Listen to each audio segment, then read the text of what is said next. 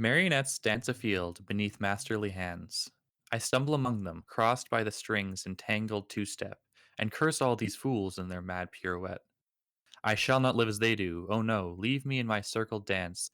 These unbidden twitchings you see, I swear on Hood's grave, is artistry in motion.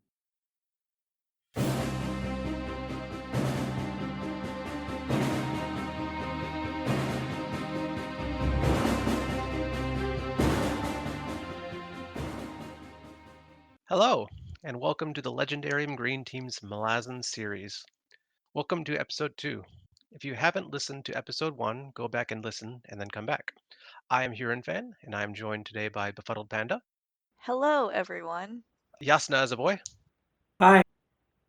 and Ashaman. Hello, everyone. Today we are covering books 3, 4, and 5 of Gardens of the Moon, or chapters 8 through 16 if you prefer. We are still going to take it chapter by chapter, but today we are going to address certain prompts with each chapter. One, what characters and scenes stood out to you? Two, any favorite lines from the chapter? Three, any questions that you had in the chapter to bring up with the group.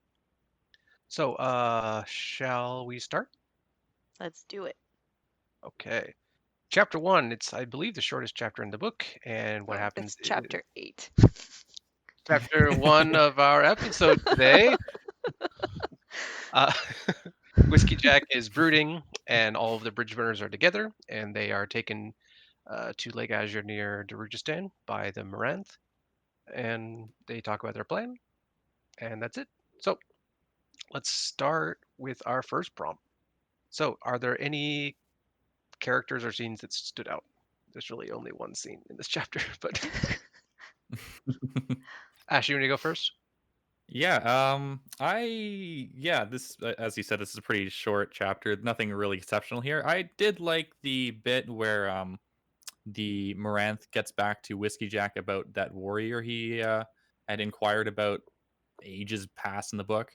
It really back when Whiskey Jack had inquired, it kind of like the Moranth didn't respond at all, but this time he gets a response, and it just comes out of nowhere. It's very unexpected. I liked it because it just showed how different the Moranth really process social interaction, uh, and just it made them feel like an alien race, even though they are mostly human. Panda? Yeah, so my favorite character from this very short chapter, which is also one of my favorite chapters from this part of the book, um, is Whiskey Jack, which the Moranth calls him Bird That Steals. Um, I'm not 100% sure what that name means, but I'll maybe tell I'll you. find out later. I'll tell you. It's not really a spoiler. Oh, Oh, do you okay. mean to say no? Whiskey Jack is a type of bird that actually Oh, goes into nests, and it's not like a real life bird that goes into nests and steals things. I did not know that. Cool, now I know. Um, and yeah, my favorite part of this chapter was the end of the scene where, it was like Callum and somebody else was like making fun of the people who had to pull the boat into the water, and then Whiskey just like, you're gonna help too. So that interaction between the bridge burners was really, really fun. Yeah, I really like that scene as well because he's talking with Callum and Quickbit, and during that time, they're all loading up the boats and they're being stupid about it because at the end they Yes. come and Trotz is trying to push the boat. Trotz is the biggest guy, and like everybody's just watching him. And Whiskey Jack gets pissed and he's like, you know what? Trotz is gonna sit in the boat. You guys do it. And then yeah, and it's so funny when Callum and Quickbit are like, yeah, ha, ha, ha, look at these stupid guys. He's like, what are you looking at? You gotta do it too. Yeah, I like that one. Yasin, anything stood out to you? I liked the banter between the Moranth and Whiskey Jack, and like the kind of like dancing around uh, uh, the fact that the Moranth really respect Whiskey Jack and are gonna are gonna bring out the supplies for them. How they, I don't know, they kind of like beat around the bush about it, and I liked the kind of intrigue feel to it. Is that the stuff with the candles and hairlock and stuff? Is that in this chapter or the next one? I It's don't think not it's in in this one. this. Wait, hold on. It Where he might goes into the be. Warrens. Maybe. Du- du- No, Well, they just talk about Hairlock. Oh okay. no, you're right. They are. That is They correct. are. Yeah. So this Yeah, he is the goes to radio. chapter where Quickbin goes down into the Warrens and talks to Hairlock. Yes. Hmm. With the Okay, yeah, smart Andy. I thought that was really a really neat scene, and sort of the tension between Ben and Hairlock as Hairlock, like, is like struggling with going insane and makes like he might be possessed by someone else and all that. Like that was really cool. Great visuals too. I like the scene primarily because Quick Ben dismisses Hairlock by kicking him off the spark, as Tattersail had before in the book. Yeah. I can understand why Hairlock's going insane. Like being a crazed puppet with chaos powers, just getting dismissed every time by someone kicking you off. I mean, that would drive me crazy too. Yeah. I'd like to say that I also really like the discussion between the Moranth and Whiskey Jack, and the Moranth. So we're learning more about the Moranth and how they're kind of breaking away from the Empire, and the tensions are the relationship's getting more and more tense. And he's like, "Hey, Whiskey Jack, if you need some cleansing, when we have Hmm. cleansing needed, the Moranth do it like this, and if you'd like to do it like this, we would be willing to help you." And so not so subtle at Whiskey Jack, you should probably overthrow the Empress. They are pretty terrifying. I know that in the last episode, Ash, you were saying like the Moranth were keeping tabs of how many of their own had been killed. Um, and was it just like during the siege, like that's how 18,000 or so? Like that's how many were? No, that was during their long history of trade disputes and Oh, stuff like okay, that. so it was for longer than that. Okay, that Mhm. makes more sense. Yeah. You guys ready to move on? Yeah, I had a favorite line. Oh, please. So one of my favorite line from this was, and I know for some people this is a swear, but in America it's not, bloody convenient. And that was said by, I think it was by Quickbin or Callum. Um, and that was all about how Whiskey Jet's like, we need a fishing boat. And we need somebody like, does anybody know how to man a fishing boat? And Sori's like, yeah, I do.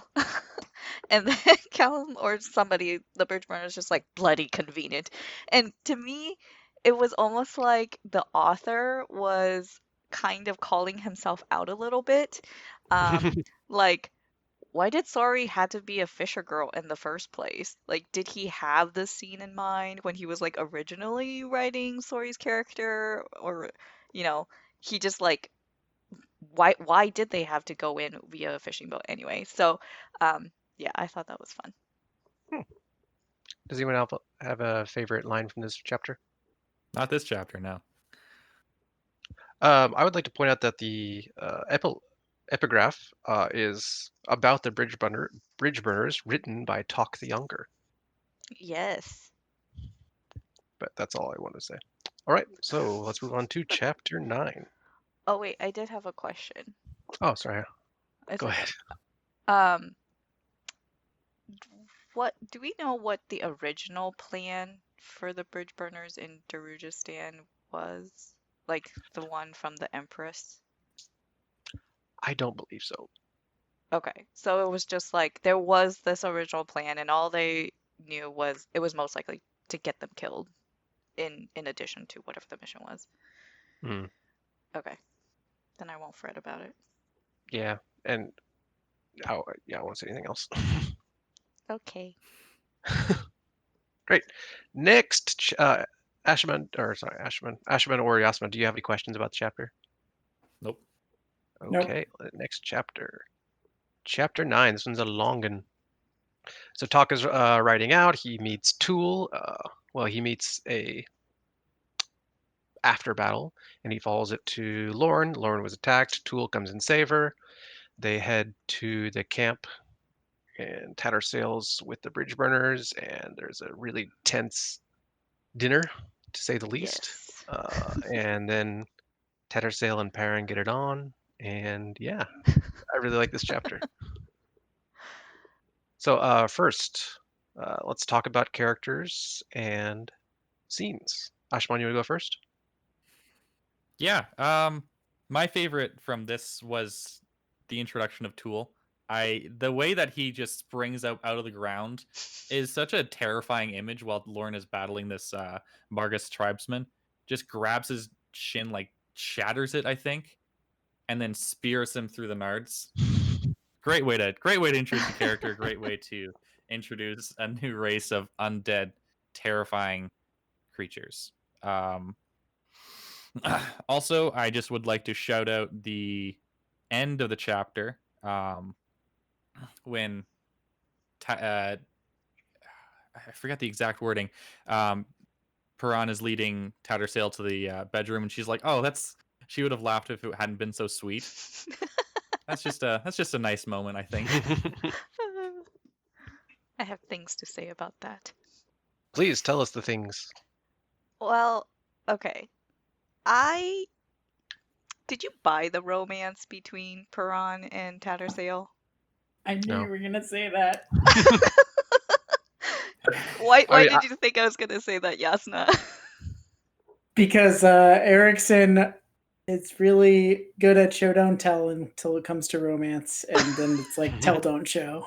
Like Yeah. Romance isn't his strong suit, but I buy this one more than I buy others, but it's still not excellent. You know, I can see this for what it is. Just like it's just a fling between an old world weary woman and a sort of fresh faced captain who is just trying his best. they're both very attractive, right? Yes. Yeah. They're both very attractive. it's also implied that that Opan's influence like bore down on them hooking up in the first place, because she's like thinking about like, oh, with all this stuff going on, I should really do a reading of the deck. And then like the way that she forgets to do a reading of the deck, like, and how it ties into Perrin, like if you go back and read it, I can't exactly like quote why I'm saying this, but I swear if you read it, it implies that Opan is like kind of influencing the situation. I read that as I- well. I think Opan is yeah. influencing them. I just But felt like I also agree with Panda. It's I was very like, unbelievable. this romance is not developed. Which I mean, Yeah, I get used to that. Yeah. he There's goes also gonna be. into. Oh, Oh, I go was ahead. gonna say he goes into some painstaking details for establishing relationships between people, and then this one is just like, well, they're gonna go do it. Cool. I mean, sometimes that's just how it happens, you I know? Keep in mind, get there's it. also probably a rebound factor there because her lover of many years just died. That is very true. And they both have gone through traumatic experiences, and so I'm sure, they just needed some comfort.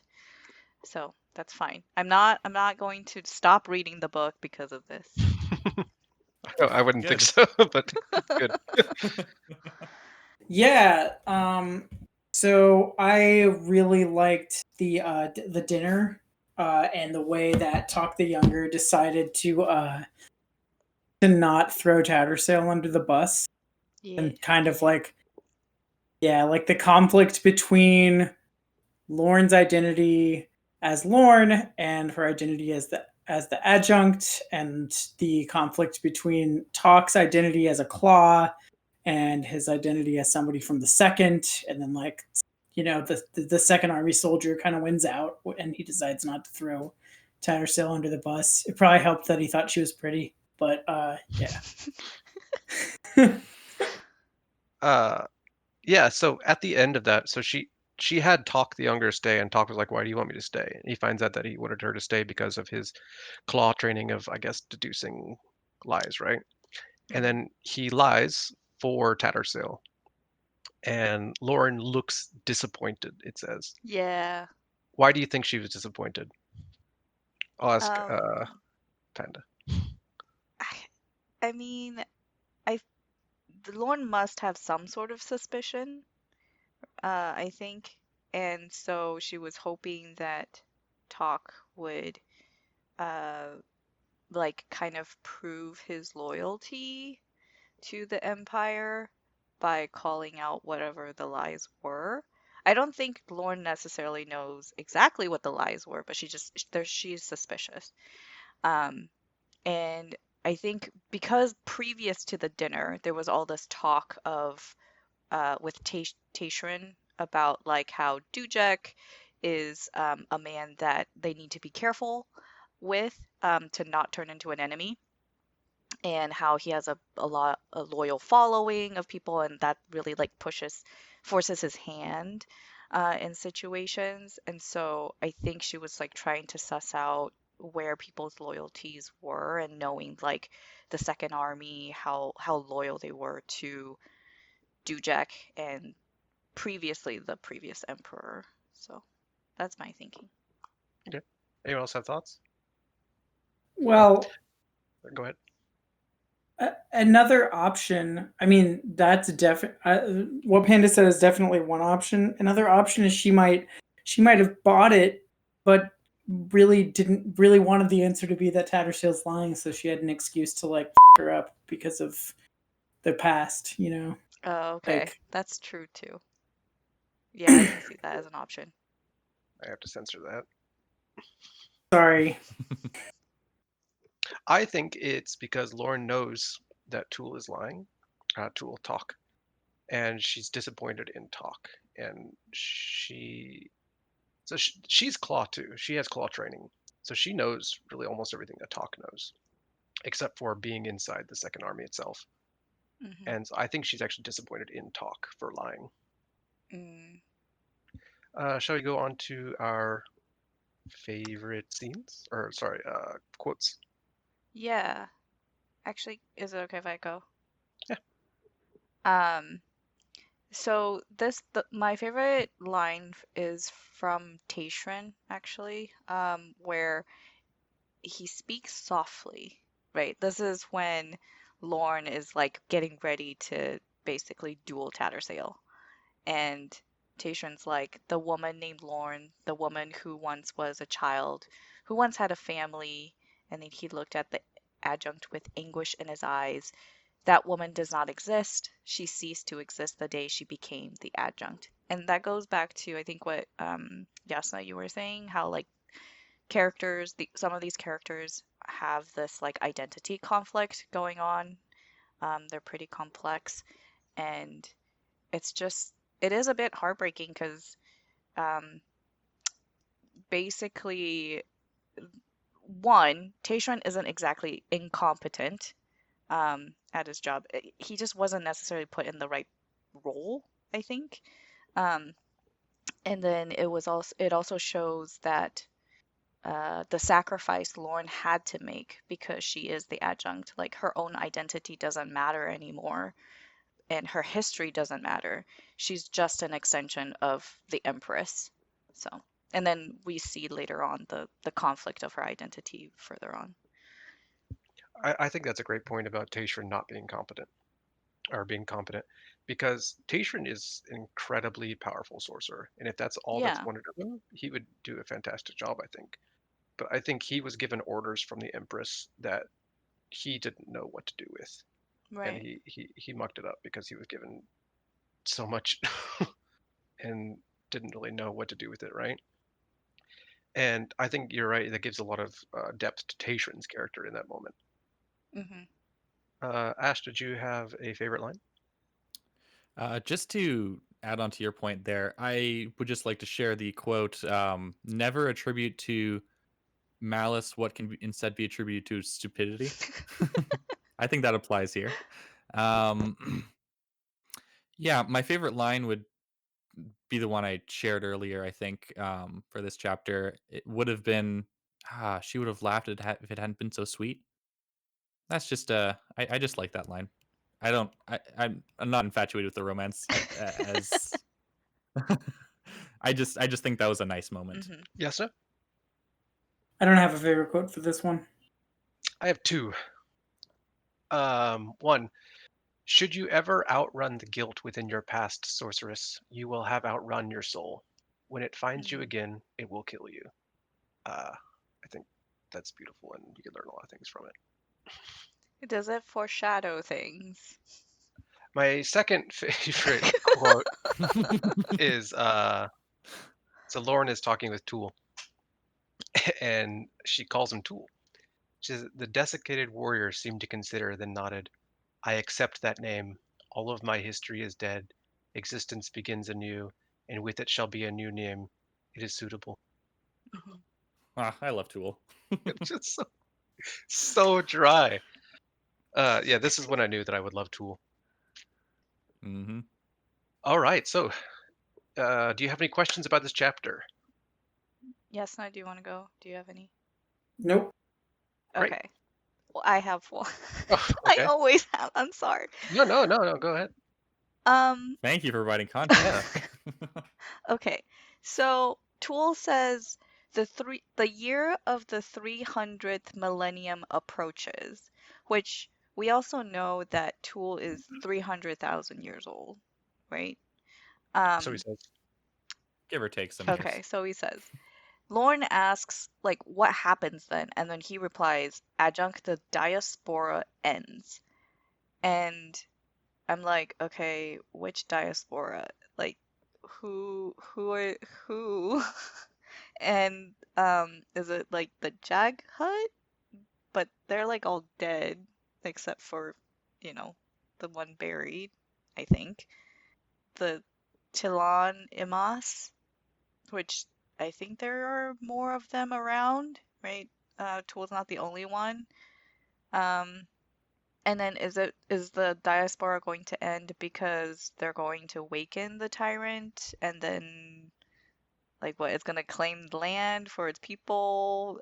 I don't know what this Hey, diaspora is. hey, Panda.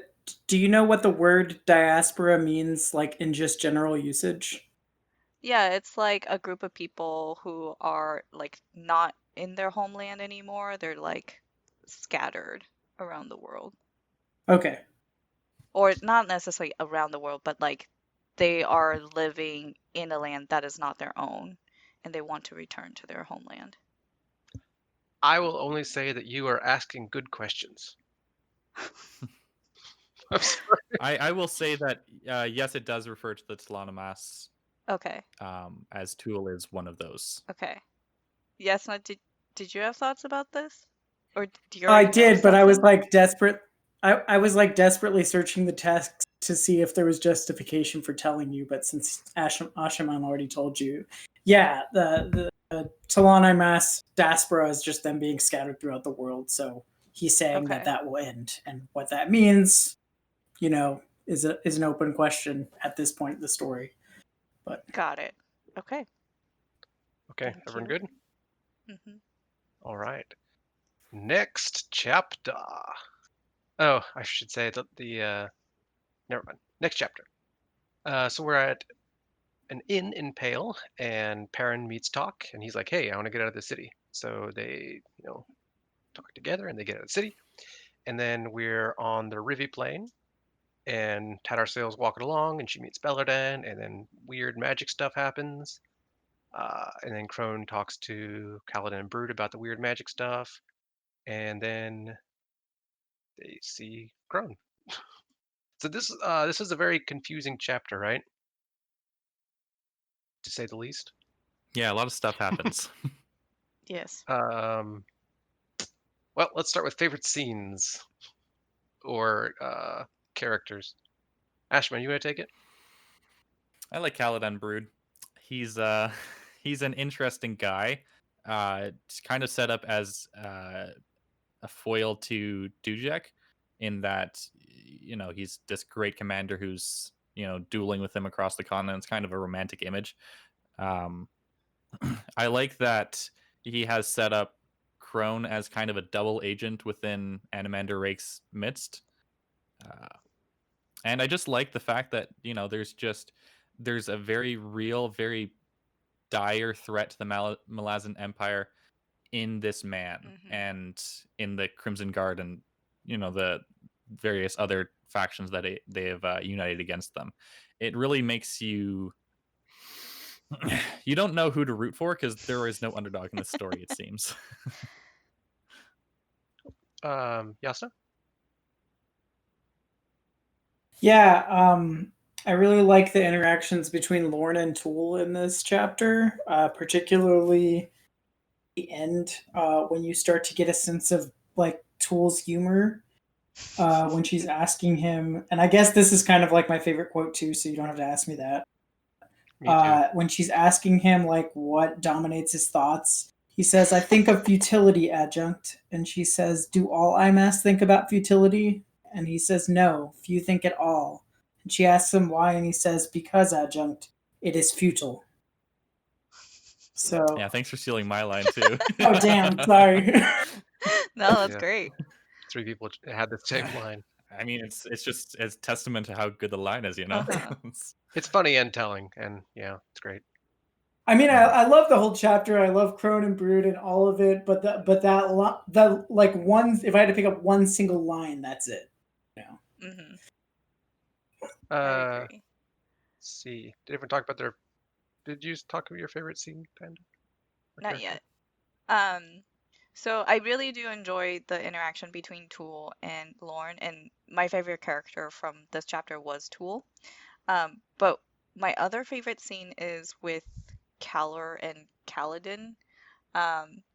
Like, you know how Lorne and Tool had their humor? Calor is so funny. Joking about the horse, Brute's horse, was really entertaining, and it's kind of it makes it more entertaining because Kaladin is supposed to be like this very terrifying or like at least very powerful character, and then Calor's like, yeah, I can just joke with this guy, it's fine. But there was another piece which came from Tool that I also found to stand out, and that was about life is fire. With such words was born the first empire, the empire of Emas, the empire of humanity. And I don't know, like the whole life is fire, fire is life kind of thing shows up a few times. And I don't know if that's like saying something about the history of this world or something. I don't know. That comes up a lot, especially when they talk about the Emas, or especially the warren of the Emas. Hmm. And yeah, this chapter is the beginning of Tool's not so subtle hints that humans descended from the Emas, Hmm. and how they're really not so different. It's a bit of a, what's the word? It makes Lorne think about nature of humanity. Hmm. It also sets up a nice antagonist to the Jagat, who are ice creatures. Fire and ice. Just Oh, on a very yeah, superficial level, yeah. there is fire and ice. Yeah. Yeah, okay. I don't know why I didn't catch that. That, yes, makes sense. All right, so Panda, since we all had the same favorite line, do you have a different favorite line? Oh, that life as fire was Okay. mine. I have another one I could mention. Oh, okay. I like the beginning of the chapter. We actually considered reading this for the intro. Calor said, "I walked this land when the Talan and Mas were but children. I have commanded armies 100,000 strong. I have spread the fire of my wrath across entire continents and sat alone on tall thrones. Do you grasp the meaning of this?" "Yes," said Caladan Brood. "You never learn." I have my book opened up to that because I was planning to read it. We're just stealing each other's thunder today. That's all this is. Okay. Any questions about the chapter? Yes. Okay. Excellent. Why does Rake dislike Opon so much? Because Opon, it makes it impossible to predict these things, predict anything really. And Rake is a creature hundreds of thousands of years old who has, you know, he's very good at planning. Okay. So when his plans get upset because of this, he's very perturbed. Okay. I mean, that makes sense. I had a feeling it was kind of like that because I think it was Kaladin who says like without a pawn, then Rake's power is like unmatched. So to me, I'm like, oh, is it because a pawn is luck? Like it's not certain. You can't predict it. And so, yeah. Mm-hmm. I have a question. I can answer for myself. What did you think of the Bellerden and Tattersail scene? Because my first time, I was so confused and I had no idea what happened. Ash Oh, and okay. Yasna, would you agree with that? Yeah. Well, at first, yes, I didn't really see what happened. Although, the thing that stuck with me most is that just the tragedy of that scene, because neither of them wants to hurt the other. They're both really good friends. It's just they're just, you know, on different paths or whatever, and just have to do what they have to do, you know. And both of them end up quote unquote dead because of it. You could sense Bellerden's sorrow in the way he speaks in that scene.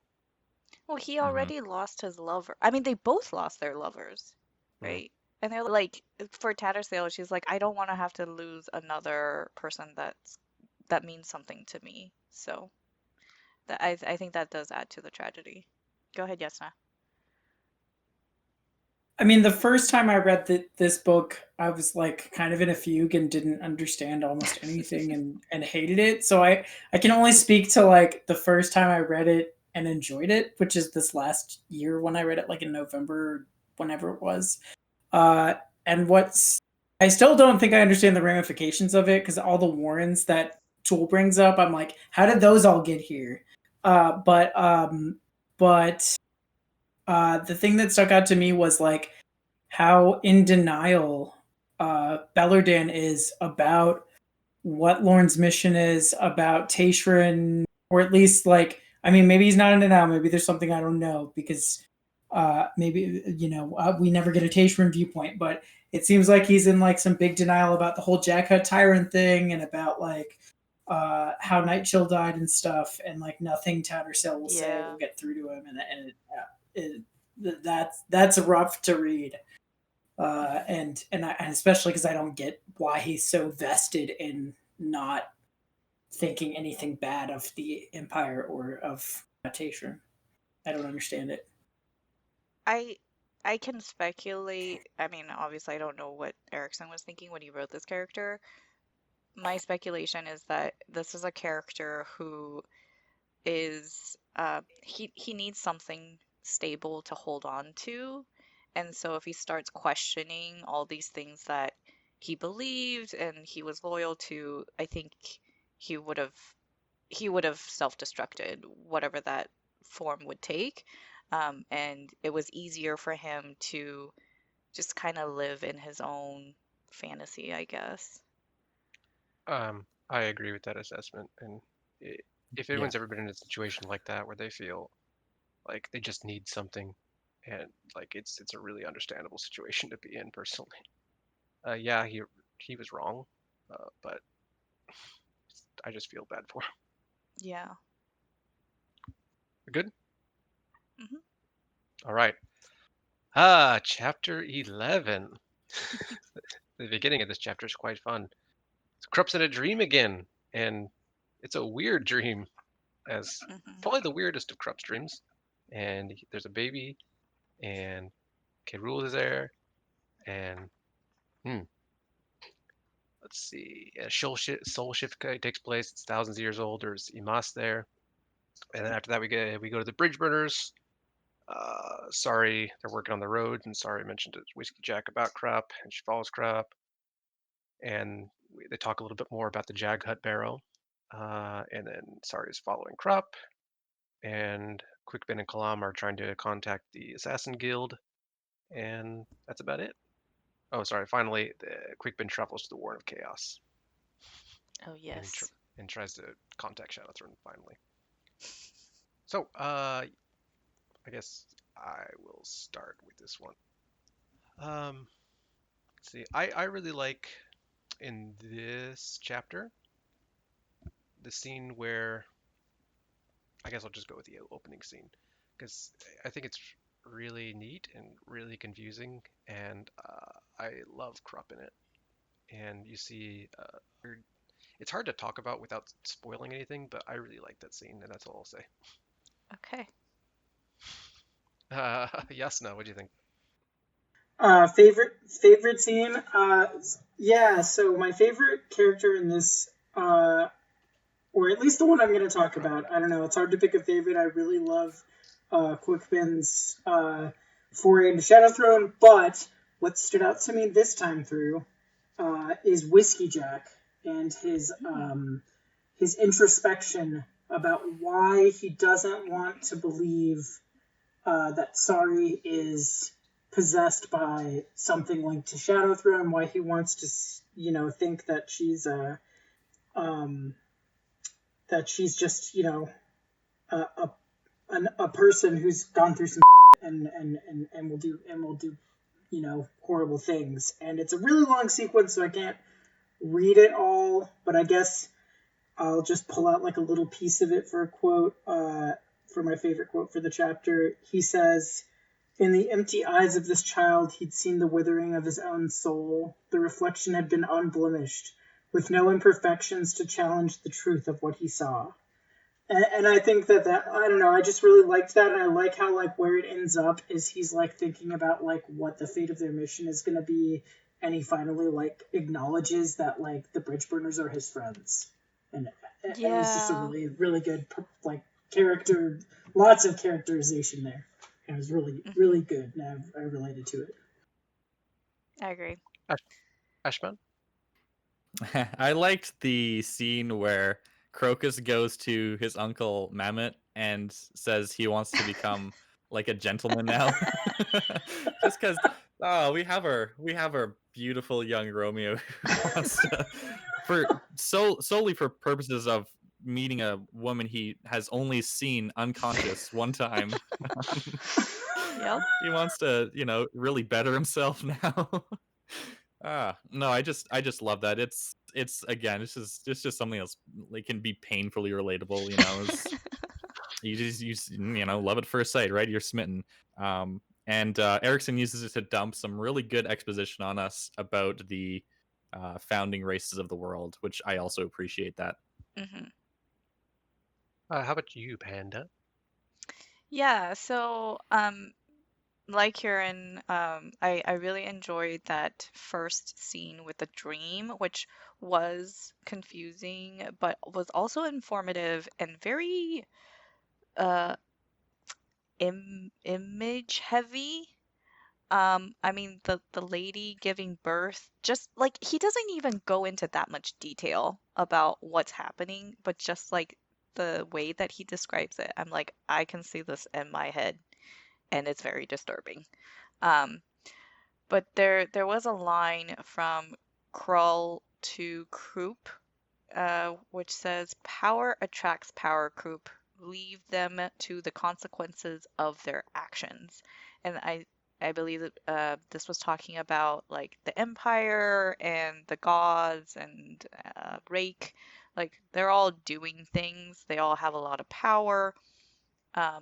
Just let them play it out, kind of thing, is how I read it.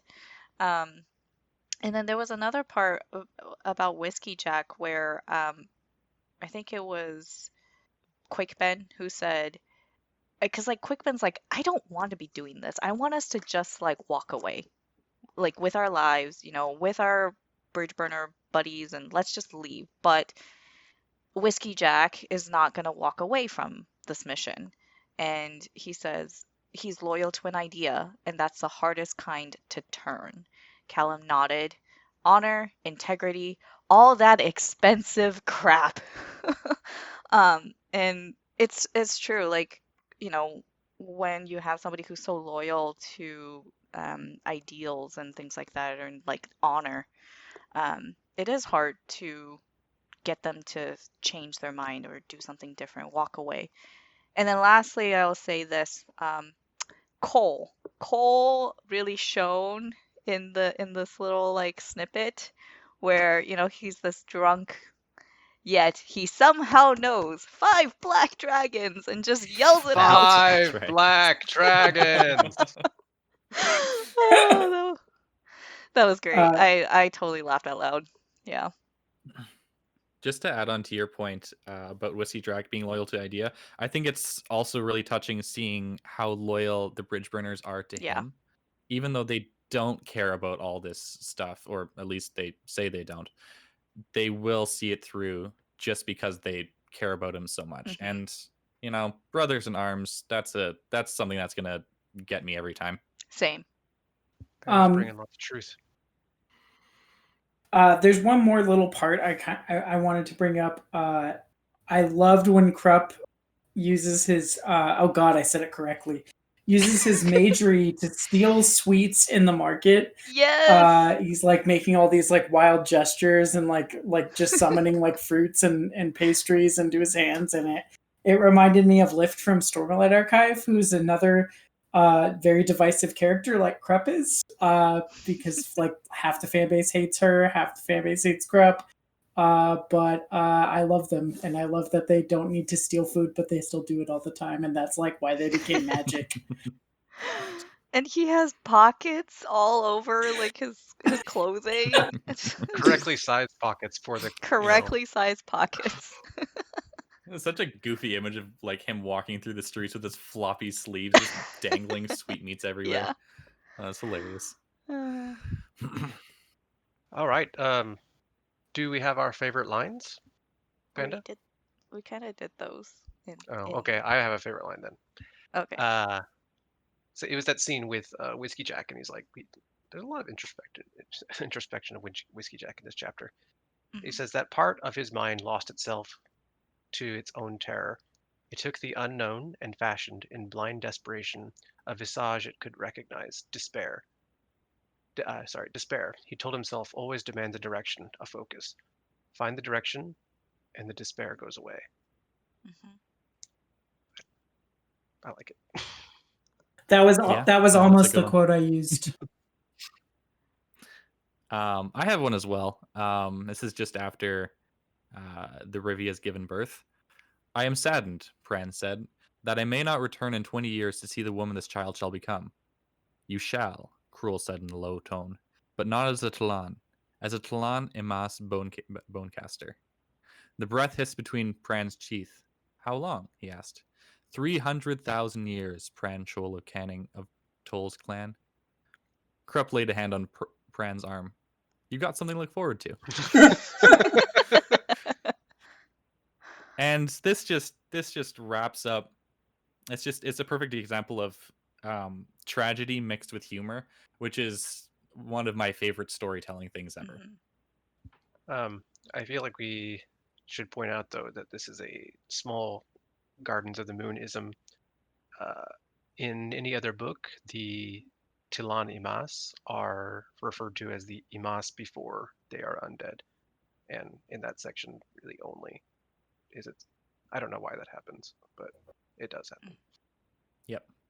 So to clarify, basically you're saying that in Gardens, Erikson is saying that the Talon came before the Imas, but in other books, it's the other way around. More like the Imas refers to their human part in the other books. Okay. Whereas in this book, it refers to their undead part. Oh. Okay, Yeah. I did not catch that. Yeah, so before they're undead, they're just called the Imas, and after they're undead, they're called the Talon Imas. Okay. So I mean, going through this, even like trying to go back and read through, I was like, I don't know the difference between Talon and Imas. All I knew was like one came before the other, but I didn't realize one of the terms meant undead. So yeah, okay. Talon with the apostrophe is the Imas that are now undead. Got it. Right? Mm-hmm. Yes. So 300,000 years ago, Tool was not undead, and he was an Imas. He was White Fox, right? I suppose so. I don't remember, I'm sorry. Wait, okay. When I was reading the dream, I thought that what was his name? Pranchel. What was it? Pranchel. Pranchel. Yeah, that guy, right? I Oh yeah, thought, he was the White Fox, but Tool was not the White Fox. but I thought that okay. So I thought what Cruel was saying was that the White Fox dude turns into Tool. Oh. But No. Different people. No. okay. Pranchel is a bonecaster, which is the Imas mages, basically. Tool is just another foot soldier, essentially. Okay. The reason why I thought that was the whole reference to the whole 300,000 years thing. And so It's I 'cause they're- thought, yeah. Their entire species, or, well, yes, for now, we'll say that. Their entire species went through this ritual that Tool described that started the diaspora, and that ritual made them into zombies. So both Okay. Pranchol and Tool are now, in present time, Talon Mass, assuming Kroll is telling the truth that Pranchol will get to see Okay. who the child becomes. I had this like whole theory that was based on a wrong assumption. So never mind. The reason, confusing. and the reason Tool explains that the reason that he was sent to hang out with Lorne is because, like, of all the IMAS in his entire clan or whatever, his like tribe or subset of the Talon IMAS, he's like the one that's left alive. So if the Jaghut gets him, then it's just him, Right. and it's not like a Right. bonecaster or like, you know, an army of Talon IMAS or something. Mm-hmm. Got it. The way that I read that was basically there's no obligation for any of the Talon and Moss to like avenge Tool because he's not part of a clan anymore. That could be part of it too. Yeah, that might also be part of it. You might have read that right. Okay. But he's also he's the last one, so it can't. I guess the corruption of the Jaghut couldn't really spread to anybody else. Wait, so is Tool the only Talon and Moss left in our time? Oh, okay, no. In his clan. No. Okay, just in his clan. Got it. Yeah. Okay. Thank you. Are there any other questions about this chapter? Yes. Go ahead. What are these headaches? I don't know. Krupp had one. Whiskey Jack, Baruch. Like, are these related? So I never really paid any attention to these on any of my like 4 read-throughs, but because everybody in our Discord server keeps bringing them up, I actually searched for the headaches. They start in like chapter 1.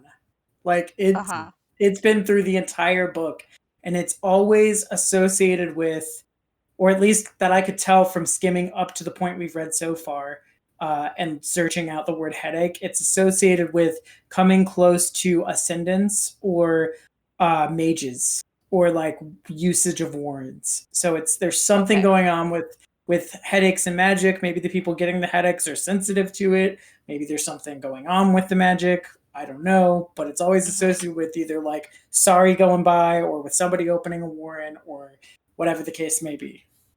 Okay. I have a theory. Yeah. So like you're correct, especially with Tattersails in chapter 3. I think she got a headache because she was around a magic user who was anathema to her own warren. And I believe that is one part of it. But I think especially with Krupp and a lot of the other headaches in Darujistan, I think they were influences of Opan. Really? And well, like he gets a headache and he has to go back and do something. And so pieces kind of fit in because some of these characters have headaches. Does that make sense? Yeah. But then Whiskey Jack starts when Sari sees Krupp, right? I believe so, yeah. Yeah. But the one that with like Baruch, his seemed to be like the proximity to ascendants. Actually, I don't know. Is that an Anamander? Anamander? Yeah. Anamander. Is he considered an ascendant? He is an Okay. ascendant, yeah. Okay. Because, like, whenever he arrives at the alchemist, like, there's the description of some sort of pressure and, like, he gets headache and blah, blah, blah. It's heavy. Anyway, apparently. Okay, cool. Thanks, Yasna. The All right, so the recruiter that recruited Sari got a headache while Sari was talking to him. Oh, yeah, you're right. okay. Shall we move on? Next chapter? Yep. Okay. What happens in the next chapter? Krupp is doing some research. He finds out about the black dragons. He's like, what was that about coal? And then he and Baruch are talking, and they talk about Anima and Rake. And Quick Ben has a meeting with Shadow Throne. He's like, hey, I'll give you a hairlock. Shadow Throne's like, who are you? Ah, fun stuff happens. And then Baruch tells Krupp to take Crocus out of town to protect him, but also to find out what Lorne and Tool are doing. And Quick Ben meets with Callum, and they're like, "Hey, we found the guild." And yeah. So, do you have a favorite character or scene in this book, Yasna? Or in this chapter? So I like Krupp in this, especially because he becomes a meta joke on both himself and on Malazan Book of the Fallen as a whole, because he is reading about the crippled god, which, like, I don't know anything about the crippled god besides these 2 paragraphs at this point in the story, but it's the name of the 10th book, and I don't even know if Erikson knew that when he wrote this, but he's reading it and he goes, brevity, Krupp prays for brevity. And then he's like groaning and flipping through the pages. He's like, look at all these names. I'm going to find my grandma's name in here. All these people that were here when the crippled goddess chained. And he starts complaining about, like, such long-lived dribbles common to those ancient scholars are a curse. And he's like the least brief character in the least brief series of fantasy books, like, ever. It's just the best, like, it's the best mirror to both Krupp and Malazan as a whole. I love it. So meta. Also, I believe a subtle nod to Shakespeare, our favorite character Polonius from Hamlet, who is famous for the saying, Brevity is the soul of wit. brevity. Yeah, exactly. Despite being the least brief character in the book. That's Always awesome. going on about. That's actually a running joke on Green Team, because in the Canticle episode we talked about brevity at length and then quoted Polonius at the end of our lengthy discussion. Oh dear. I love Polonius. How about Ashaman? Any favorite scene or character? Yeah, I think there's a clear winner in this chapter for me. It is Quick Ben and Shadow Throne, 2 of my favorite characters, duking it out intellectually. Quick Ben obviously gets the better of Shadow Throne, but these are, yeah. I just love their back and forth and the extent to which both of them, like, very carefully play which cards they need to play in every single moment that comes up. Shadow Throne doing it behind a facade of madness, and Quick Ben just being Quick Ben and, being very cagey about everything. I just love everything about this. It's just 2 very smart people outsmarting each other. Oh, Yasna and Ashaman took my scenes. So Panda. Yeah, those are my scenes as well. I mean, it was a fairly short chapter, so I can give, like, my favorite quote from this chapter. Callum asks Quick Ben after he returns from the Shadow Realm. He goes, "How many high priests burn the robes of their vestment?" And then Quick Ben says, "Not enough, if you ask me. Without temples and priests, the gods' bloody meddling couldn't touch the mortal realm. Now that would be paradise, right, friend?" And I think that actually is a pretty good way to also get to the theme, one of the themes of this book and maybe the series, I don't know. But it's very much about how, like, there are people who are willing to be vessels for these gods, basically. And if there were people who just like could, I don't even know if they could resist, but if they didn't pursue like worshiping these gods, then it would be paradise because then the gods wouldn't be meddling with them and they would have more agency. I don't know if I agree. I don't think I quite agree in terms of just that it would be paradise because humans are pretty terrible too. So, anyway. That's great, and that's a great catch. I agree. Any questions, or do you, Ash or Jasna, have a favorite quote? Yes, I liked the line from Crone. Crone ruffled her singed feathers and hopped about in agitation. Where was that alchemist? She had 1,000 things to attend to before the night was done, though in truth she couldn't think of any of them. Nevertheless, she disliked being kept waiting. She's such a grumpy old woman. But that's a raven. Yeah, we all know those kinds of people in our lives. Yeah. Jasna, do you? Question. Yes.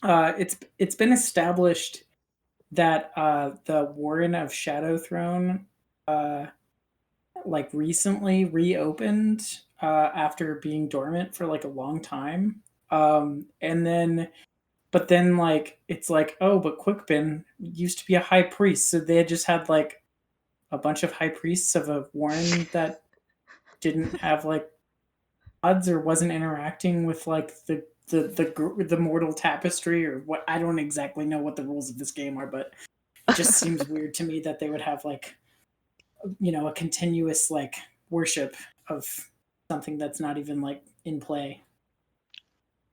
Let's move to the next chapter. Okay. Okay. Good question. Mhm. All right, so chapter 13, there's a big assassin war, and that's basically the whole thing. Right? More Crocus drama. Wait, that doesn't count. There was a big assassin war. So, how much fun was reading the Assassin? Panda? It was fun. Okay. So when I was reading the first part of the chapter, I had to reread it multiple times, and then I ended up drawing a diagram just to figure out like who was all in play. And it was just basically lots of concentric circles because people were just forming rings around each other. And in the sky. And in the sky. Yeah. So that was very, it was fun to read. And then it was basically just all the different people experiencing the death of Pearl, the demon. And that was very sad for me. So, yeah. What? You got attached to a character that you met like 2 lines ago? I know, right? Like, okay, and I can tell A you demon. why. Yeah, it's not even like a person, right? It's a demon. And the line that got me was when Quickben released the demon. They were basically having a little chat, and the demon was like, Ben a Dafon Delat or Delate, whatever that guy's name. Quickben, do you pity me? And that line, it got Yep. me. Oh, I mean, Yeah, Erikson. Yeah, he can do that. I didn't It quite got- know what to expect when I read it, but then later on, I'm like, frick, yeah. Yeah, Yes, it got me too, and I actually had that written down for one of the things I wanted to bring up. So I'm glad I'm not the only one that was sad that the character we met 30 seconds ago died.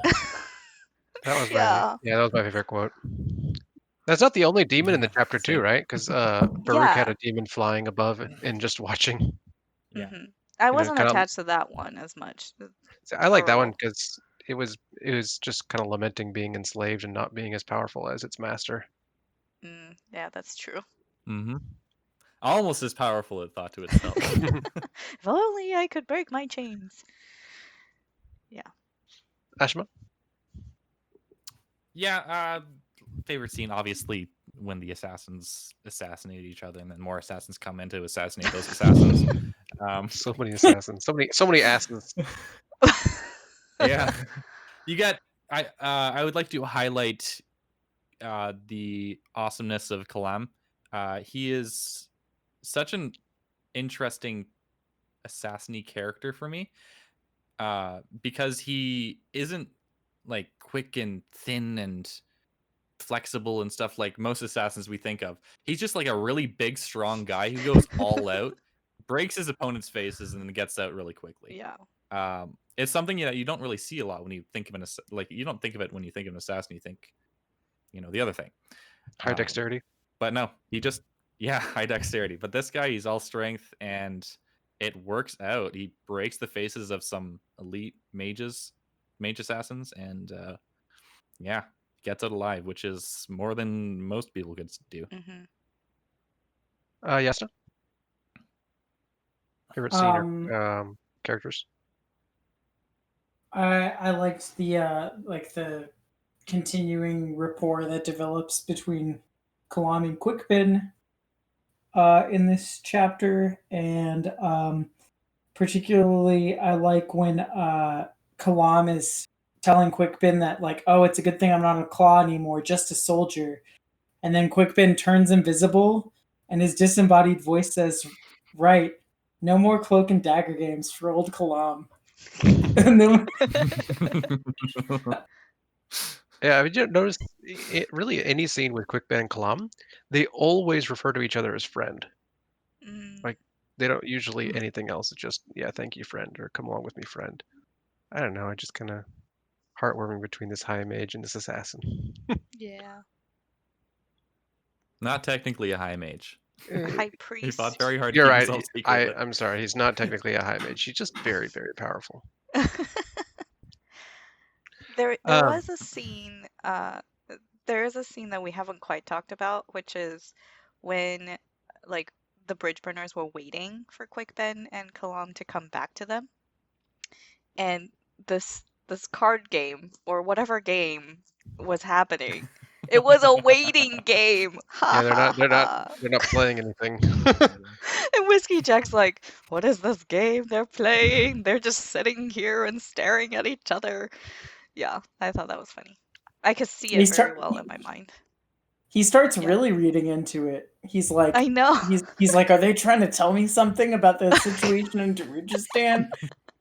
Yeah. They probably were, especially knowing Fiddler and Hedge. Mm-hmm. Let's see. The Assassin War is fun to read, but yeah, I preferred the parts with Pearl and Animander Rake coming down and taking care of business. Or maybe that's the next chapter where he's talking with his lieutenants, and they're like, "Well, we lost this person, and we're just gonna mourn." No, I think it was this one. Okay. So I kind of felt for the assassins of the assassins. So many. I did have another, I guess, favorite line or whatever section, and that was when Rollick was talking about betrayal. Betrayal was the greatest of all crimes in Relic's mind, for it took all that was human within a person and made it a thing of pain. In the face of that, murder itself was surcease. I don't know how to say that word. It was quick, and it ended the anguish and despair of a life without hope. And it's just like, wow, we got deep there. So there's a little. Sorry, but the idea that there are things worse than death, right? Yeah, exactly. And it's just, we've seen some betrayals happen already, right? And I'm sure there will be more coming. All right. Any questions about this chapter? I have a question for you guys. Okay. So everyone's sad about Pearl dying, right? Mm-hmm. Yes. Yes. Do you transfer some of that pain or anger onto Animander Rake for this, because he is the one that killed him, or not, and why not if so? I will start. No, I don't. They're very. I won't say they aren't there, but I don't really. It kind of comes down to. I think Animander was doing what he needed to do for his people. and I think Pearl was doing what he was forced to do by Quick Ben, and I think it's just two people crossroads, and you could be sad about someone's death, but at the same time not blame somebody for it.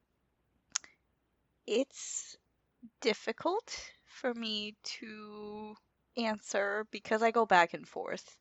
Like, I get why Anamander Rake did it, and I think I don't know. Could he have reasoned with Pearl? Like, could they have just talked it out and hugged it out? I don't know. But I mean, Rake doesn't seem to be that kind of person when he sets his sights on you and marks you as an enemy, right? He just once he says you're an enemy, he's gonna kill you.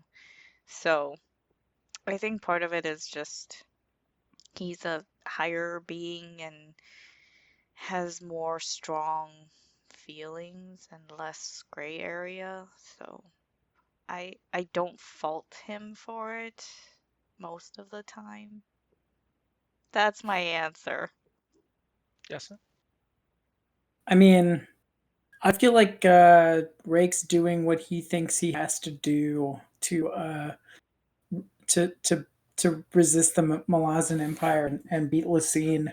And Quickben and Kalam are doing what they need to do to get away from him, and Yeah. it's just kind of sad and unfortunate.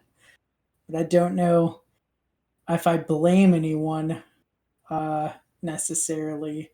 Though maybe the practice of capturing demons and like summoning them to like deal with your problems is being cast in an unfavorable and exploitative light here, like as like an institution.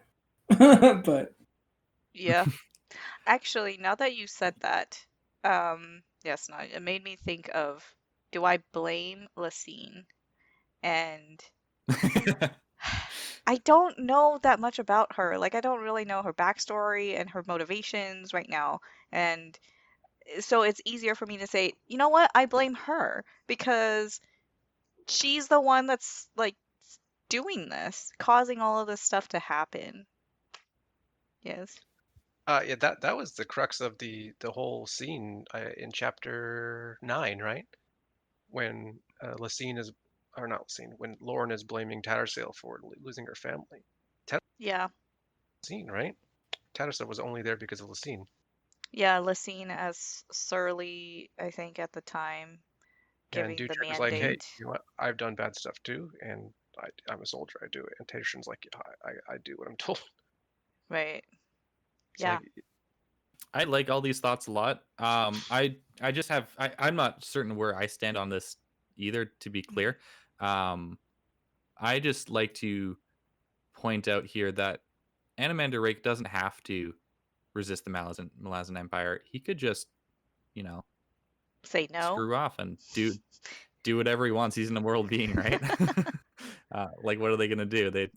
He's picked this fight intentionally, and I'm not sure how I feel about the consequences of the actions that he takes as a result of this, because he does kill a lot of people, like the majority of the Second Army, for example.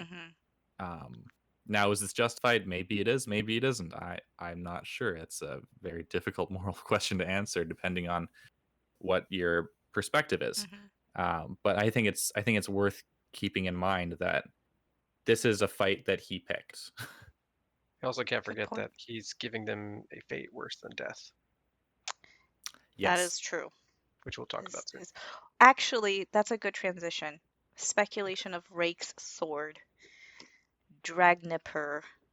So, Alright. as I was reading this chapter, I was thinking, okay, so Baruch didn't want Rake to kill the traitorous mages from Pale with a sword because the sword like kills the soul or something.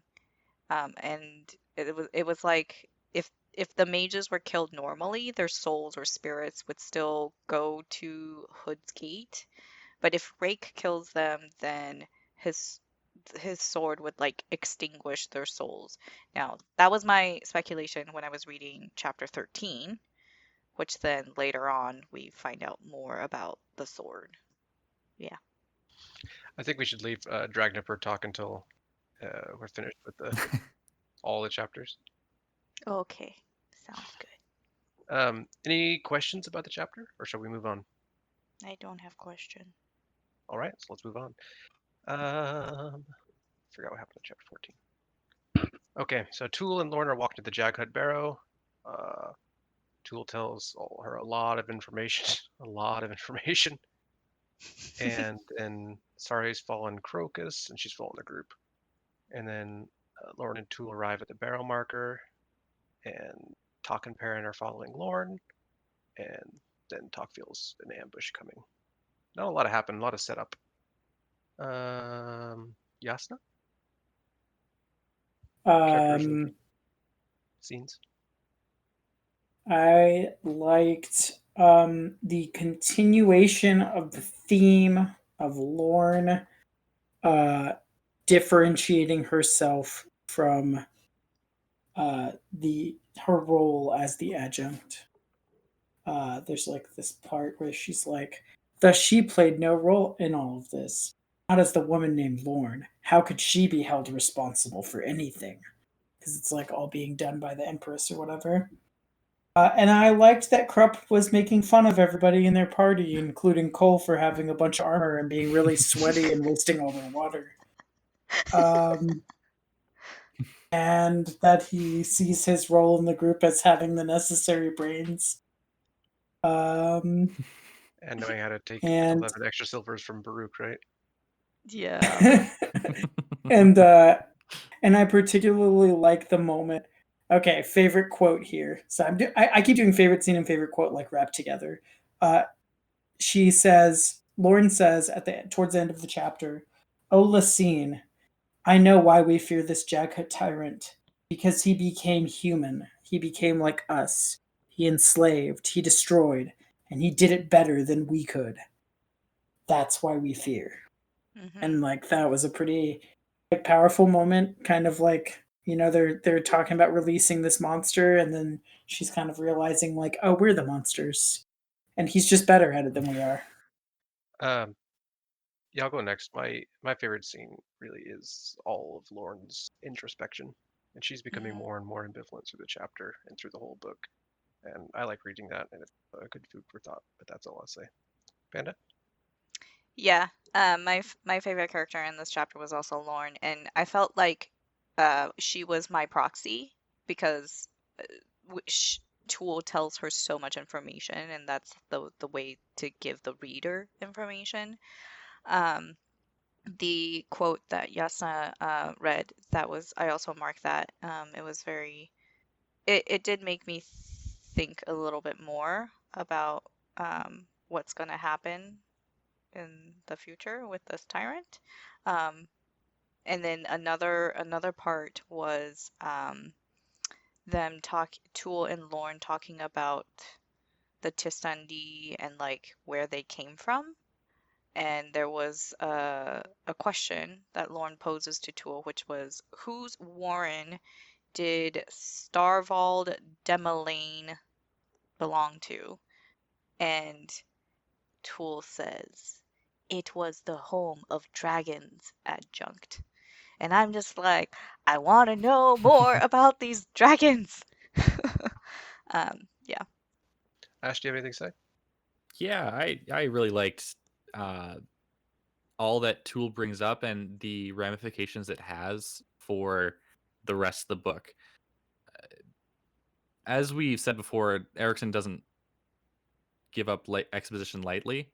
It always serves multiple purposes in this plot, and it shines through here. This isn't exposition just so you can understand the world. This is exposition that introduces meaningful character development and the introspection with Lorne, and makes the reader really question the actions that she's taking. And I love the idea of the challenge that the Jaghut tyrant poses to the Malazans.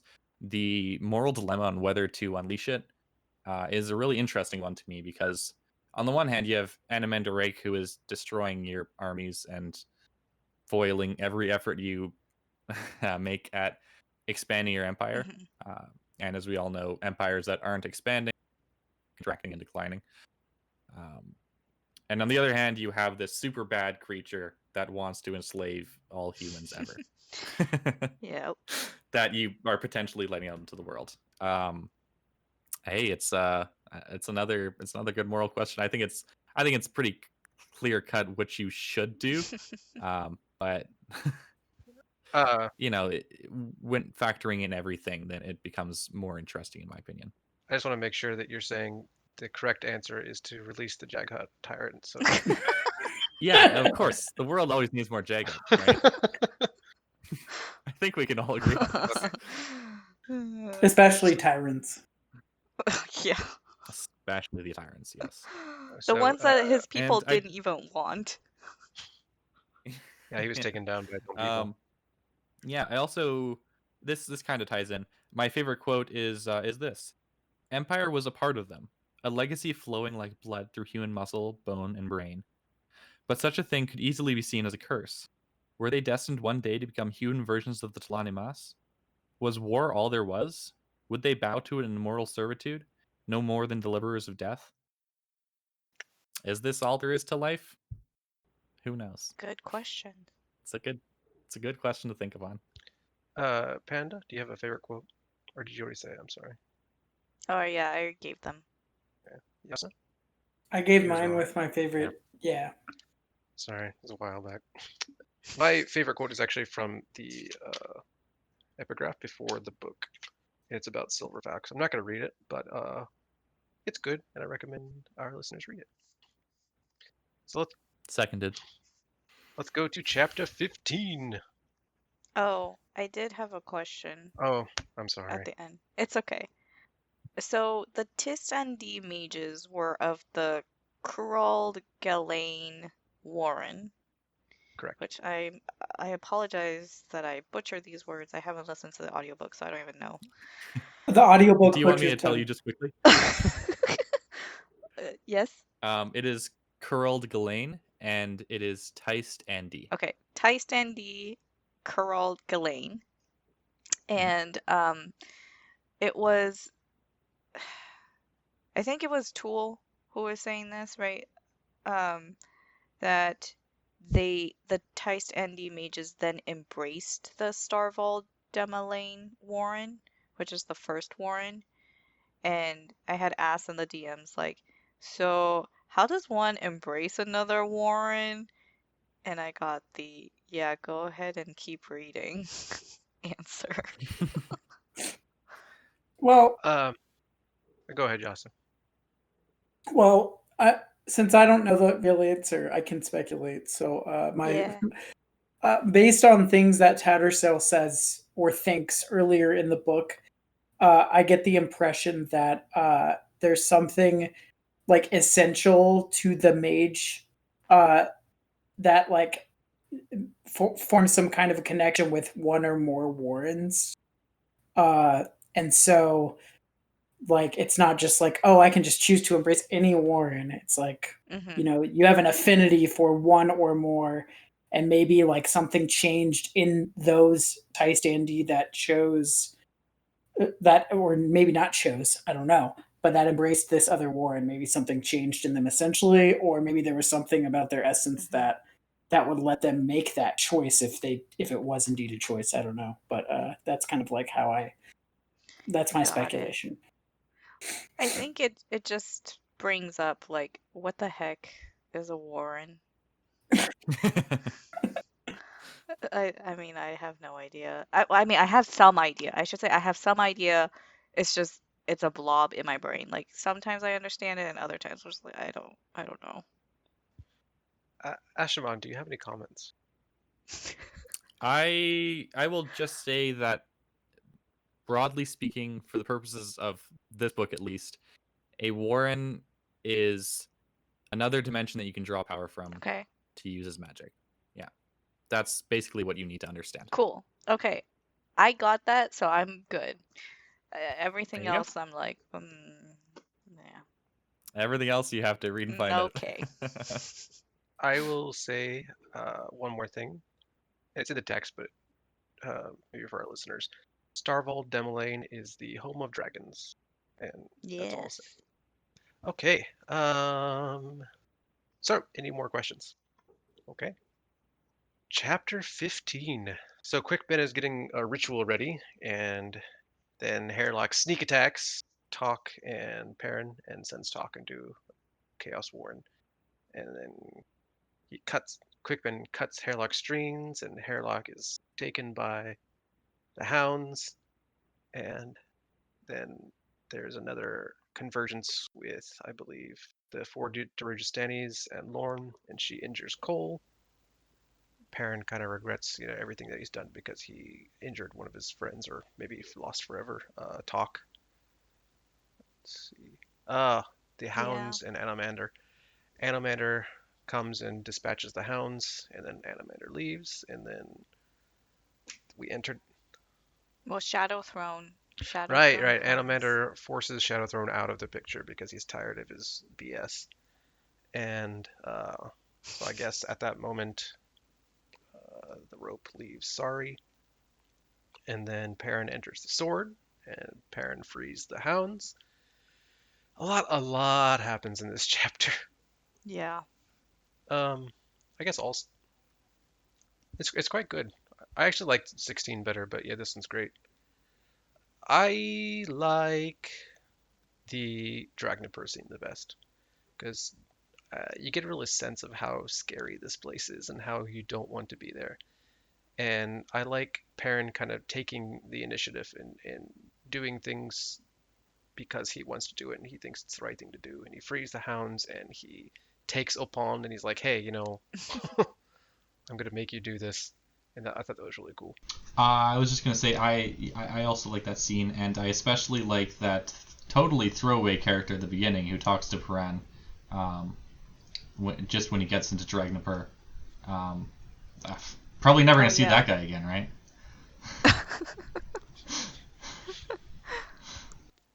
Yeah, we didn't even get a name, so I don't need to know it, right? No, it's not important. Oh dear. Like he's taunting us. Oh, great. Now I gotta go reread that. You don't need to.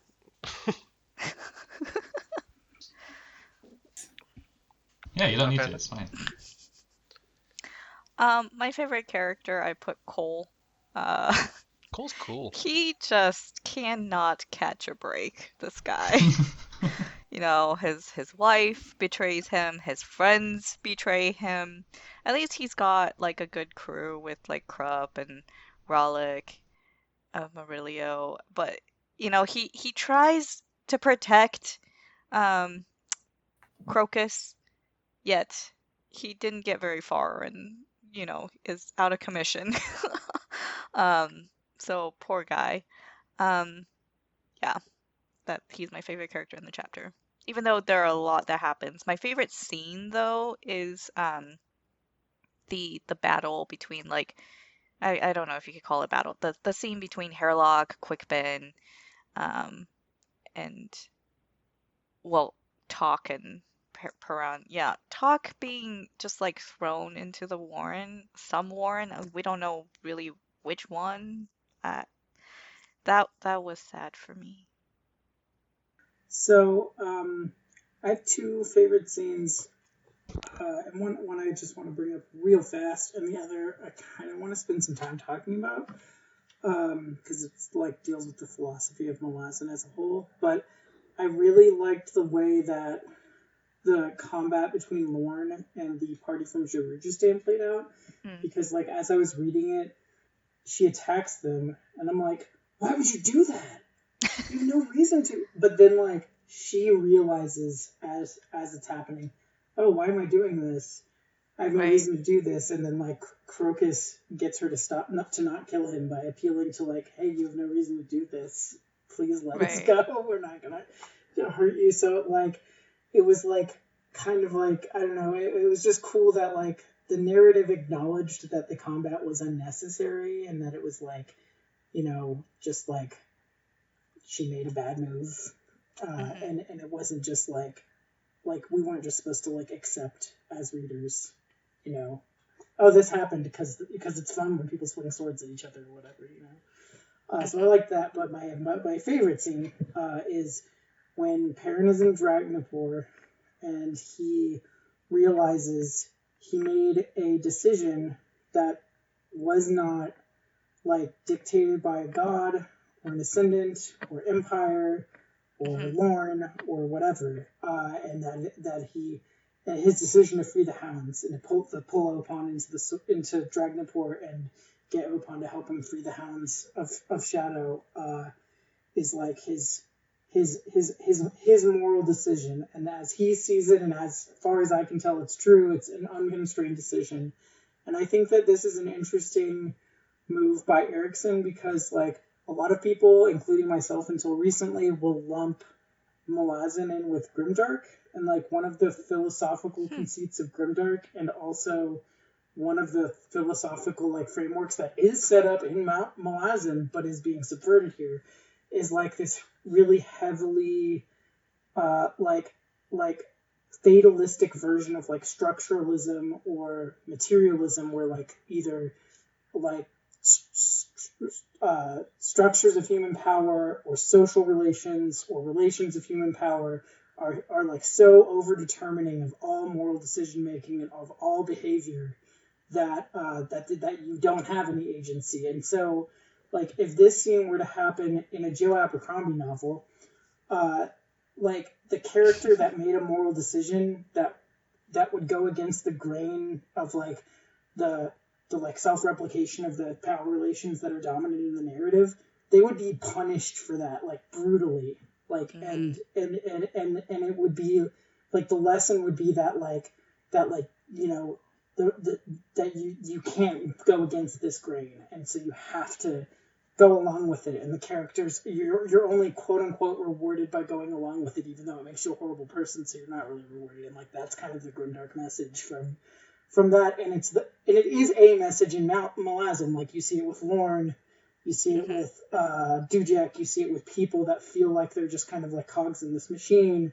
But you have this moment that puts that on pause for a second, and you know, Perrin gets to, you know, make a decision that, as far as I've read in the series at least, has not been punished, right? By the overwhelming nature of the Malazan Empire, or by the gods, or something like that. So I just thought that was really interesting.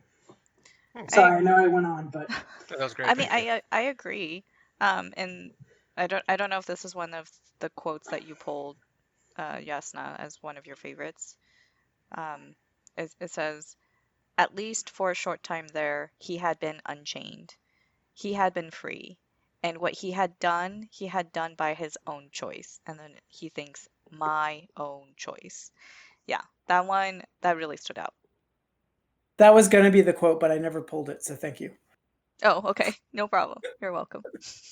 I will say that keep your eyes open for chains, because it's a very common motif. Cool. So do we share our favorite quotes? Yeah, I just did. I haven't shared my favorite quote, or really my favorite scene, although I did interject earlier. Yeah, I really liked the exchange between Perrin and Animander, and the various confrontations Animander has in this scene. Before this, on my first read through, I had thought of Animander as kind of like the villain of the series, or the book at least.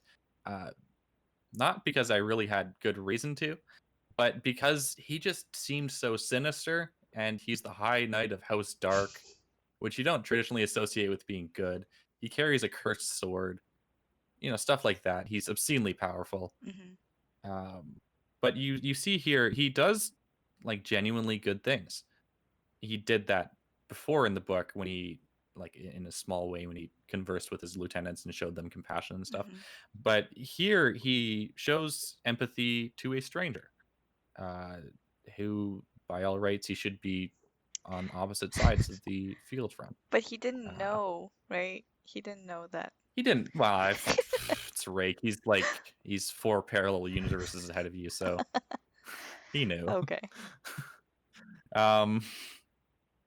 And my favorite quote, the Teist Andy glanced at Perrin. Whatever you've done to draw the attention of gods, it was unwise, he said, in Malazan. Or Malazan. It seems I never learn, Paran replied. Matthijs Andy smiled. Then we are much alike, mortal. I like how he's able to admit his flaws as well. Yeah. Yeah, 'cause he's chasing after Corn Bearer, and I think until this point he's trying to kill the Corn Bearer because of his connection to Opon. But even Mhm. though Animander senses Ganos' connection with Opon, he spares him. He also says Opon's gone, but the sword is still there. So he could have just taken the sword and used that, I believe, but he chose not to. Yeah. Since everyone else took all the serious stuff, I like when Krupp falls off his horse and gets knocked out because he falls on his head. Yeah. Oh yeah, we get a moment of vulnerability from Krupp here. When the adjunct attacks and his magic is just completely useless, and Krupp would have died without Crocus there pleading on Right. their behalf. Yep. Which is just hilarious for a man like Krupp, I think. Mhm. And finally, I like when is it this chapter? Oh yeah, Cole sends. So Sari comes out of her fugue, and she's just like she has no idea what's going on. And Crocus is like, Right. "This girl's a killer," and Cole pities her. He says, "You need to take her to Darujistan right now, because Baruch probably wants to know her."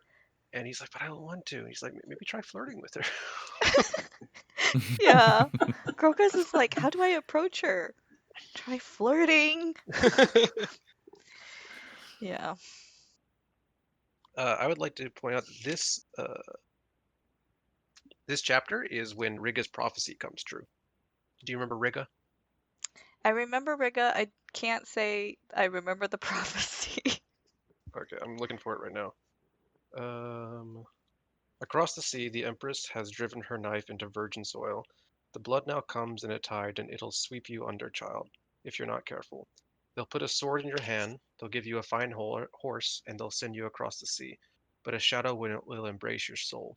Now listen, bury this deep. Rigga will preserve you because we are linked, you and I, but it is all I can do, understand. Look, the Lord spawned in darkness. His is the hand that shall free you, though he'll not know it. Ah. Oh wow. Wow, yeah. So, any questions for this chapter? I don't really have a question. I have something to say, which is woad tattoos. That's it. Woad Yeah, woad. tattoos. Hmm. Great. Now we're on to our last chapter, right? Yes. Yep. We made it. So, yeah. Almost. Lauren comes back to Tool, and Tool's like, "Hey, where were you, and why are you injured?" And he helps her, with her wound because she got stabbed in the shoulder. And then they try to enter the barrow. His Telas magic. Crocus is riding with a girl, and he's really, really annoyed by everything that she says and does, and he's really mean to her. And she asks for a name, and he gives her the name of Chalice, which she immediately says no. And then he gives her the name Absalar, which is the Mistress of Thieves. Perrin is heading to Darajistan, and he meets a big veteran herd, and then Tattersail as a little girl. And then finally he meets with Cole. Cole, Yeah. right? Hmm. Yes. Yeah, and they make a nice friendship. So, yeah, this is my favorite chapter in the book.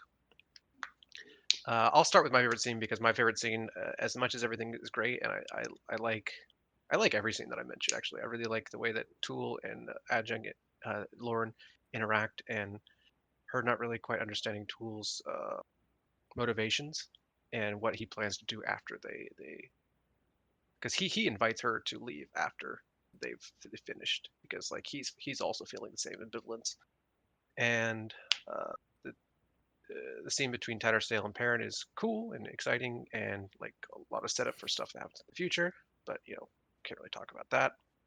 But my favorite scene is when Perrin and Cole are talking together because it just feels so real and feels so raw, and it feels like I'm their friend, if that makes sense. Hmm. Because he Yeah. goes there It's and he's one. like, you know what, F it, I'm gonna open up everything. He tells this man that he does not know, and he responds with, wow, like truth like that can can only be responded with just such a powerful truth, and then you learn all about Cole and his history, and I think it's great. It's probably one of the best scenes in the book. I really enjoyed it. Yeah. Panda, favorite scene or character? Yeah. So like Karen, like my favorite characters from this chapter was Cole and Paran. Um, and I've mentioned before, like camaraderie is something that I really enjoy. So this scene was like it was for me what I like. So yeah. Ash? Yeah, I concur. The scene between Cole and Piran is by far my favorite, probably in the novel. But I do really like the relationship that springs up between Lauren and Toole. It's very organic. It makes so much sense that these two people are like connecting on such a deep level, despite how jaded they both are. And I really like that, you know, Toole, he offers something to Lauren and she's not really sure how to respond because like no one ever really thinks about Lauren as a person, really. Mm-hmm. She's just the adjunct. She's just an extension of the Empress's will. And it's nice to have, like, again, like the questions of identity in this book are really prevalent. It's nice to have someone in Lauren's corner as opposed to just the adjunct. Yeah. I agree. Jasnah? Yeah, I mean the Cole Paran scene is the best in the chapter, hands down. So I don't know if I can add anything more to it that you didn't already, but I did appreciate the rapport between Toole and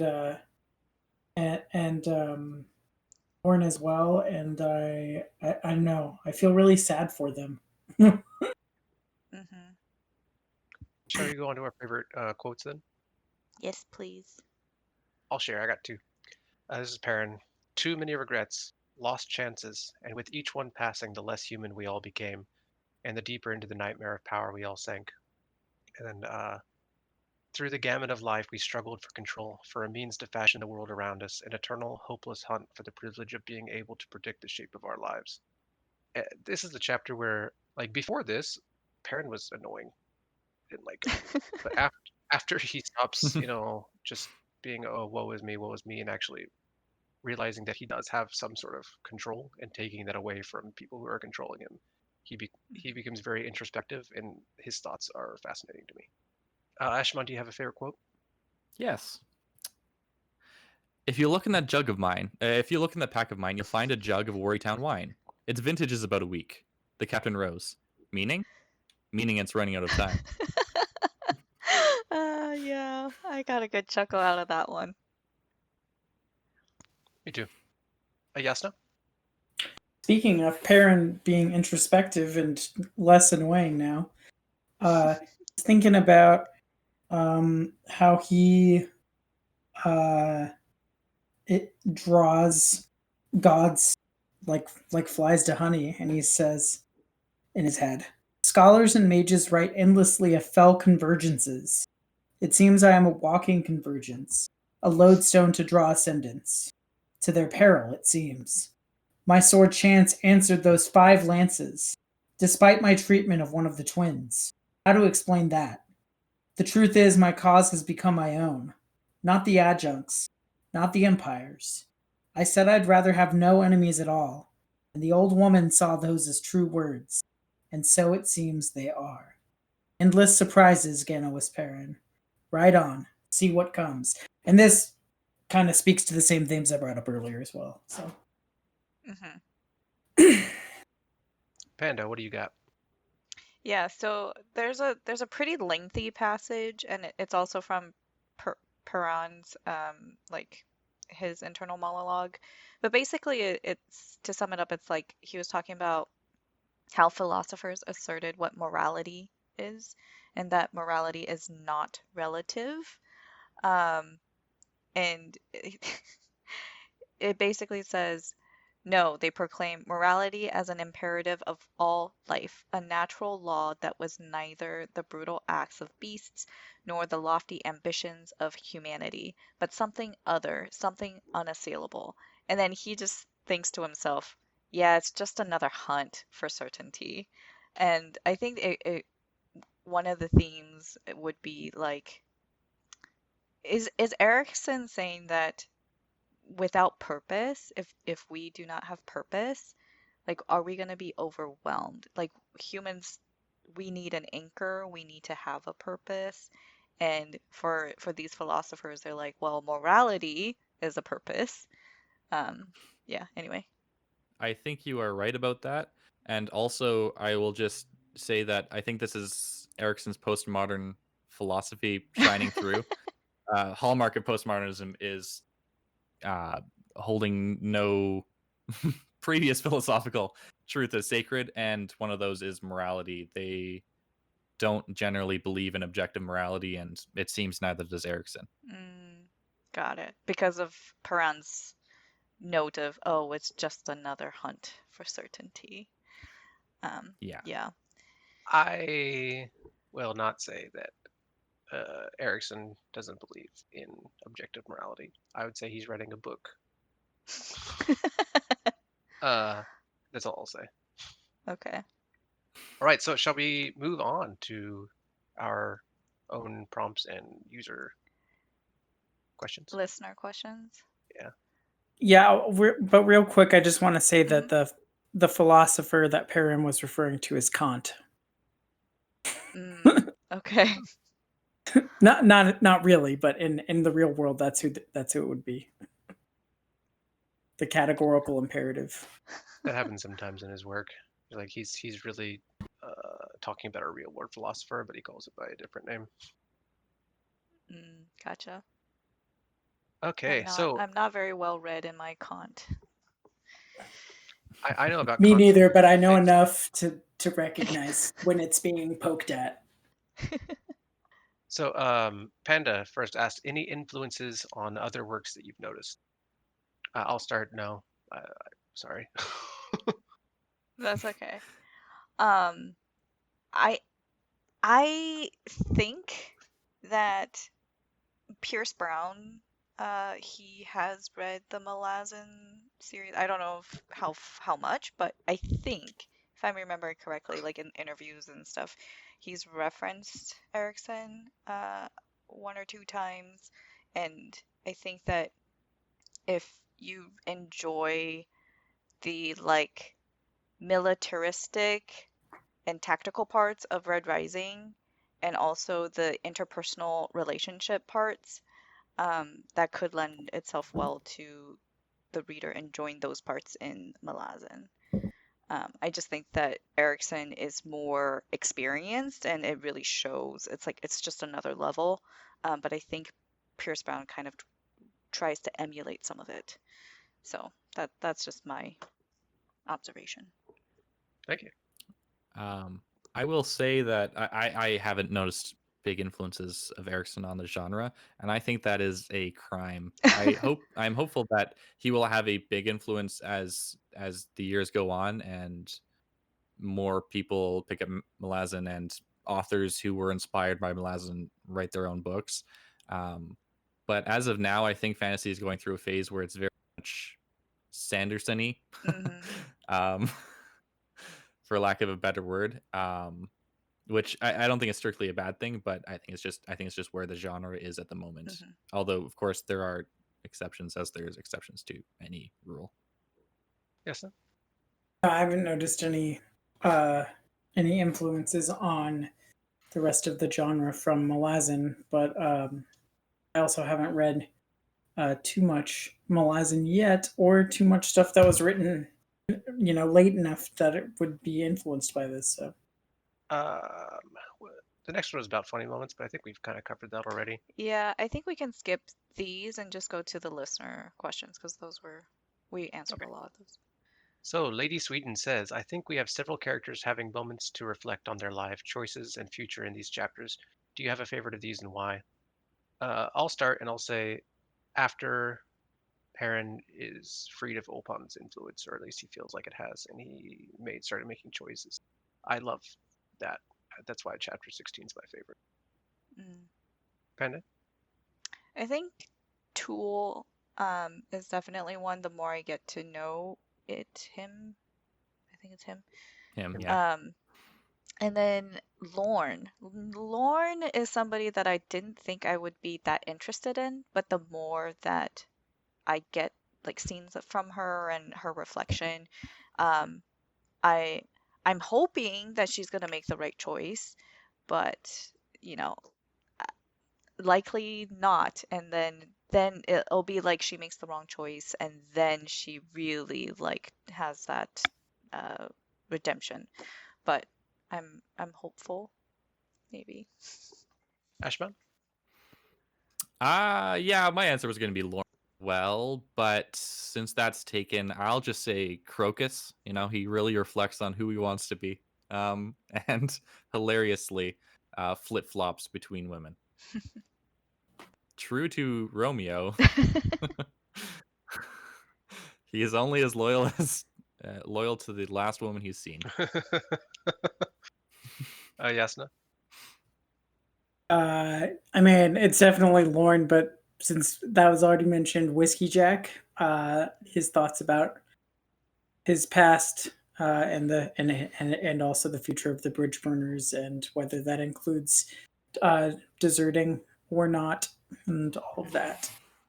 I like the parts where he compares himself to Sorry, and the reason why he can't, do whatever he wants to do is because he doesn't want to think of Sorry as just this person who has been turning into a, thoughtless killer, and he's afraid of those things in himself, and I like that. We only got 2 questions this time. So our second question, Aridandus. Am I the only one that found Ganos Perrin unsufferable? Just looking at books. Well, I talked about this a little bit. So at the beginning, he is kind of a rich noble boy who doesn't listen to anybody older than him because he thinks he knows everything. So in chapter 1, he's like, I want to be a soldier. Don't be a soldier. I'm going to be a soldier. I think chapter 2, or that was the epilogue, or The prologue. Prologue, thank you. The prologue. And in chapter 1, he's like, yeah, I got a nice cushy job as a noble, and I'm gonna go there. And then Lauren's like, no, you're not. And then he's just stupid and rude to Topper, and he's just kind of insufferable know-it-all, just really annoying until he, kind of takes that initiative, and then he becomes my favorite character. Panda, what do you think? I don't think he was insufferable for me. I think that I wasn't as attached to him at the beginning. There were other characters I was more attached to, so I just kind of ignored him when he wasn't on the page. And when he was on the page, there was usually enough of other characters that I enjoy that I just didn't feel that he was insufferable. But now with him having more agency, like I can see how much more I liked him. Ashman? I really like the arc Perrin goes through in this book. I don't find him insufferable at any point, really, because he goes through something that I think everyone goes through at some point. He becomes disillusioned with the world, and he feels angry and upset that he doesn't have a say in how, or he feels like he doesn't have a say in how his life goes, and he realizes that like everything is flawed. Like the life he wanted to lead as a soldier isn't what it was cracked up to be. He doesn't know where to go from there, and he comes to realize that no, he does have the power to shape his own destiny, perhaps not as much as he would want, but he does have it, and you shouldn't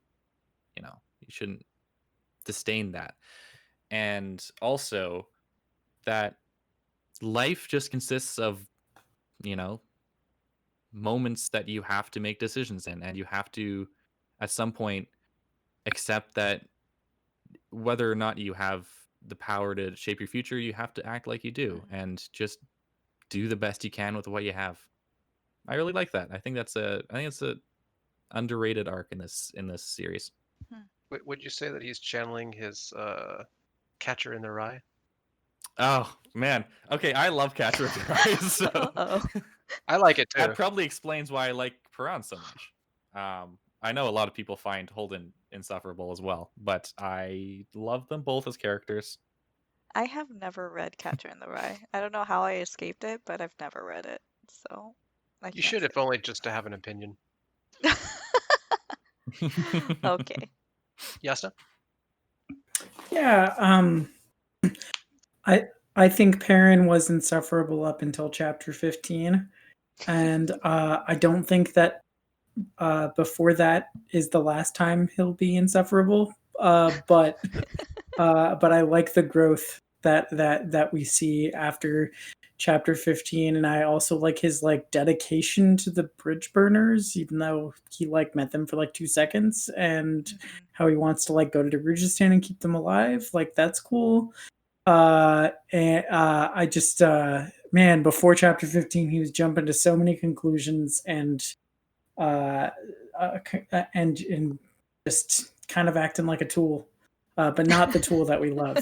But And he maybe have got Talk killed too because of his rashness. Yeah, that part I do find a bit hard to forgive. I mean, I don't forgive him for that, but I don't know what happened to Talk really, so I'm reserving my judgment. I mean, like, okay, maybe he bears some blame for that, and like, yeah, he was being a rash jerk at that part. But Hairlock is the actor That's true. who messed with Talk, or not Parent. And we can't forget, Talk also has his own agency. He decided to go with him. That is true. Right. Talk And then we have noticed. Quick Ben, who thought that he could control an insane puppet. Yeah. Right. See, Right. okay, so I guess that's the thing is like, I try to think of like, is there a villain in all of this, right? The, Ash, you were like, who do you root for, right? All of them except the Empress, basically. And probably the Tyrant, but maybe the Tyrant has some like tragic backstory too. I don't know. Shall we? Do we have? So we're finished with all the chapters and all of our questions. Does anyone have anything else that they want to bring up? I think yes, but I think I'm done. I'm like, I need to go and read the next parts. I think I'm Yes. done too. Ash? Yeah, I'm gonna like immediately pick Yeah, up my Kindle and start the next part. I am as well. All right, so please, if you have any questions, please come to the Discord and we listen and we'd love to hear some advice. But that concludes our discussion for the episode. If you want to join the read along or join in on the discussion we're having, check us out in the Legendarium's Discord. You can find the link on thelegendarium.com. Also follow us on Twitter at Green Team Pod. Shout out to Horizon Brave for starting it all. Thank you to our panelists, Ashaman, JasnahAsABoy, BefuddledPanda, and I'm Hurinfan. Until next time. Bye bye. Hey. Goodbye.